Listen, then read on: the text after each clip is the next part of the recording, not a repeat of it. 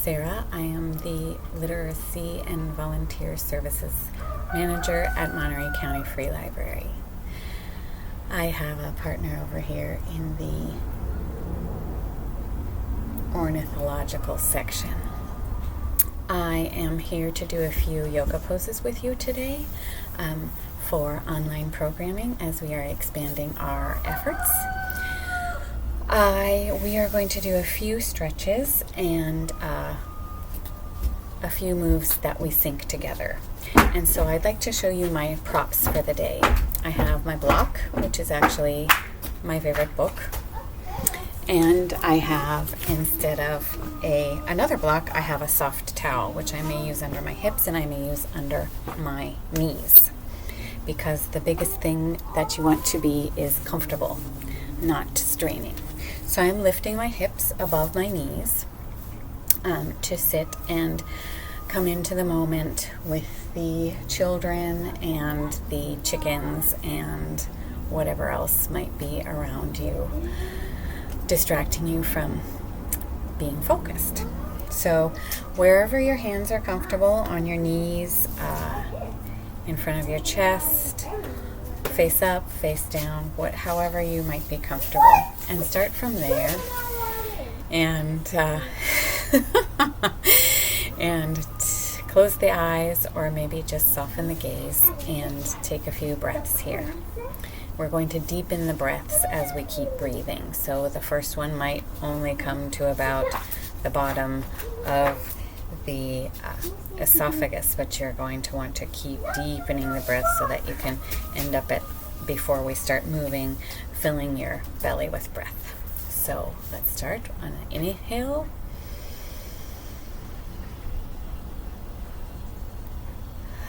Exhale. Another inhale, filling the lungs. Maybe when you think you're at capacity, take a few more sips of air to really fill those lungs and expand the belly with breath. And then let it out, starting with pushing in the belly and then letting the air come out through your mouth.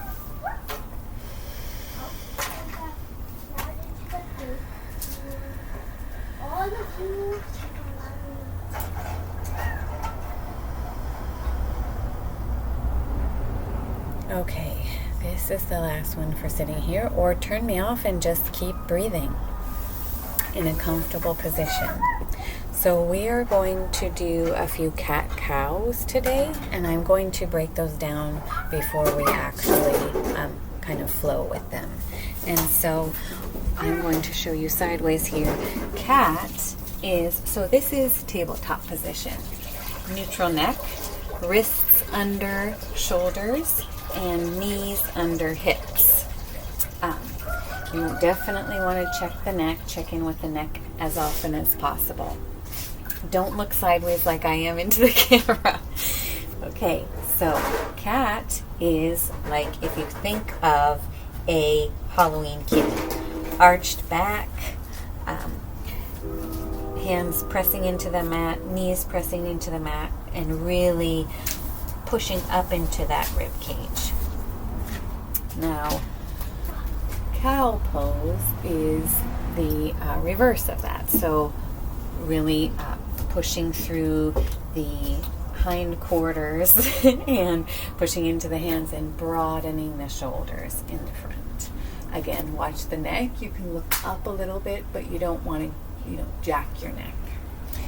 So that is cat and cow, and then our neutral tabletop position. All right, now I am going to move into another space so I can actually show you this. Hello. So here are our props: a thick book and a towel. Hopefully you have a yoga mat, but if you don't, a towel will also work laid out flat. So then in that case, you would want 2 towels. All right. You may want to pad your knees, because we will be on them for a few minutes while we are doing this cat-cow flow. All right, thank you. So here you go. We will find again, pad the knees. We will go from tabletop position, nice straight back,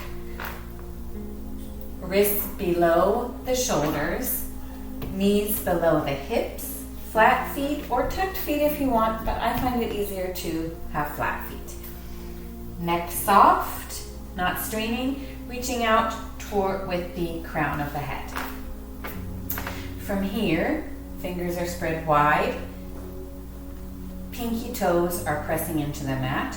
We will lift the head and lower the abdomen, breathing in, feeling a stretch across the chest, feeling a stretch in the hips, and breathing deep into the belly button. From here we come back to tabletop and then lifting up through the spine and bowing the head and tucking the tailbone if possible into cat pose. This is an exhale. Come through tabletop again. Inhale, cat pose. Really feeling the stretch. Ab muscles are flexed but not tense, and certainly not pooching out.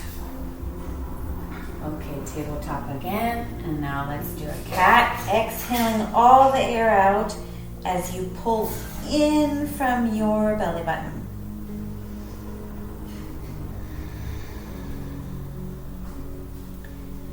Gentle movements back into tabletop. Check in with your wrists. Are they in fact below your shoulders? Do you have a soft bend in your elbow so that you are not hyperextending? And are your hips over your knees? Let's do another cow, stretching across the top of the chest, not jacking the neck, keeping the neck neutral, soft neck. Exhale into cat pose. Tucking the belly, belly firm, bend in the elbows. Coming back to neutral. Now, this is a great balance pose, and honestly, the first time I did it, I fell on the person next to me in yoga. So you won't have to have that embarrassment because you are having social distancing. So we're going to lift, put all the front weight into that right arm, and we'll lift the left arm, reaching forward. Keep that neck neutral and soft, reaching out through the crown of the head. Now can we lift the opposing knee and have a nice balance here? Keep those abdomens tense so you keep your balance, reaching out through the toes and the fingers of opposite sides. And now can we slowly pull it in for a crunch? These are called tabletop abs. Nice. Reaching out again, not slingshotting that leg to the back again. Reach out through the fingers and the toes. Okay, reach into crunch again. Nice, exhale there. Reach out with the fingers and the toes of opposite sides again. One more. Thank you. Okay, hand down, knee down. You can kind of wiggle around and find that tabletop again. I'm going to turn around so that you can see the other side. So, pad those knees, wrists under shoulders, knees under hips, fingers spread wide of both hands, slight bend in the elbows so that you are not hyperextending, and reaching out with the pinky toe to kind of flatten those feet or stretch out those feet. All right, now this time we lifted through the right arm, left arm and right leg. This time we're going to reach out through the right arm and the left leg. Excellent balance here. Strong left arm, strong right knee, and let's crunch it as we exhale. Wonderful. Reach out again, reaching out through the crown of the head, the right hand fingers and the left hand toes. Stretch it out. Exhaling. Back to crunch. You can round the back a little as you see mine is. Inhale and stretch. Right hand strong, left toe strong. One more crunch. And reaching out with the left leg and the right arm. Right hand down, left knee down. Wiggle around a little. Now we come back for our treat. The toes can touch, and then you can push the hips back for child's pose. Stay in this pose, but I'm going to give you a few tips. If it's difficult to have the hips sit on the feet, you can roll up that towel and put it underneath. That gives you a little lift. If that's still not enough room for the hips to be touching the feet, you can put a book in between the towel so you keep the soft part on you. And then those knees go wide. Your knees go wide and reaching out through the hands. Get a nice hip stretch. Elbows can be on the mat or off the mat. Hands can be in prayer. Hands can be flat on the mat. If you're feeling particularly lonely, some people like to bring the hands around behind to the legs. But I personally like to stretch out my chest. All right, we're going to come out of this slowly so we don't get dizzy. So walk the hands backwards slowly and pushing up the chest. Nice. Slowly you can take breaks coming back up. My voice is different. All right. And then to close our short little practice here, I'll sit on this so that my hips are up and back to a lotus position, or if you prefer, a hero position on the knees or lifted on the knees, however you like that. I'm going back to lotus. From here, hopefully we feel a little bit better than we did 8 to 10 to 15 minutes ago. Palms can go onto the knees or onto the thighs, face up or face down. Let's just, maybe our heart rate went up a little bit with those crunches. So let's do a few deep breaths just to finish here. So in, feeling the breath all the way down to the rib cage and out. Eyes can be closed, eyes can be open, have a soft gaze. Eyes can be regarding something in front of you that you enjoy looking at. Just feeling calm, centered. Inhale, exhale. One more. Exhale. I like to bring my hands to prayer as I close the practice, and I would like to thank everyone who practiced with me, with us, and wish you wellness and wish that you are at ease. And thank you very much. Thank you for doing yoga with me. We're just going to close out the practice with a little love to our wrists and hands, not only because we were on our wrists for the cat-cow, but also because many of us are working from home right now, and less than ergonomic is the situation of our computers, I believe. So let's do a few shoulder rolls. So breathing in and raising the shoulders, and then stretching them back and down as you exhale.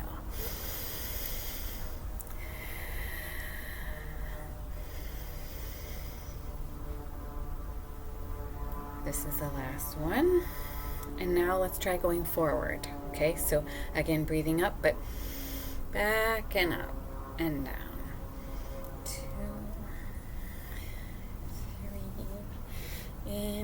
and exhale.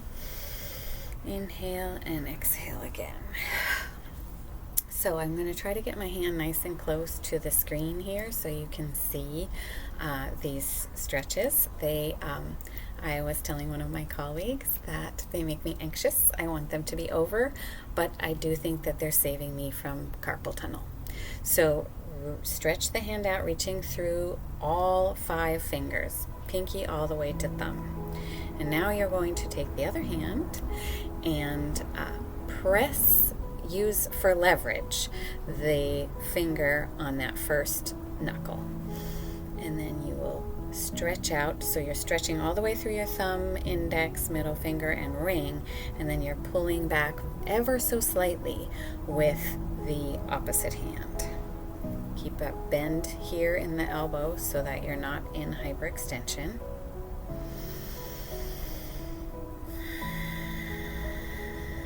Okay, moving on to the ring finger. Again, the fingers in the front and the thumb on the back to really create some stretching there. So reach out through the pinky all the way up to the thumb and then pull back with the other fingers. Very good. We're about halfway through. So again, finger on the back of the lower knuckle, fingers on the top to pull, and reaching out all the way through the thumb, index, ring, and pinky. You can release there. Same thing, thumb on that first part of the digit and reaching back and stretching out with the other fingers. Now the thumb is a little bit different. You kind of make a shell for it and then you pull back with the fingers and the thumb on the thumb. You can take a little more stretch out through that pinky. Don't lose the stretch. All right, now we're going to move into the other hand. Let's do a few wrist circles for a reset. And now we'll start with the pinky again. Thumb in opposition here on that first knuckle. Nice inhale and exhale, pulling down, reaching out through the thumb, index, middle, and ring finger. Again, find that first knuckle, pulling back with the fingers, pinky stretching out, middle, index, and thumb.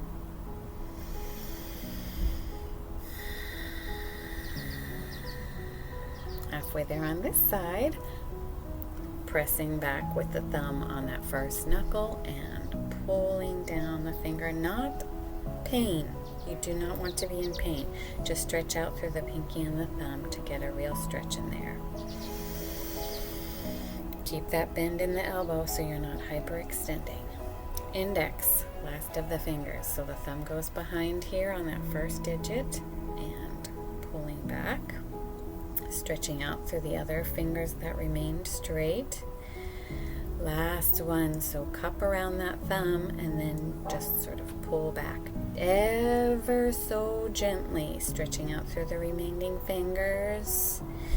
And again, whichever way you rolled last time, roll the other way this time. So out or in. Nice.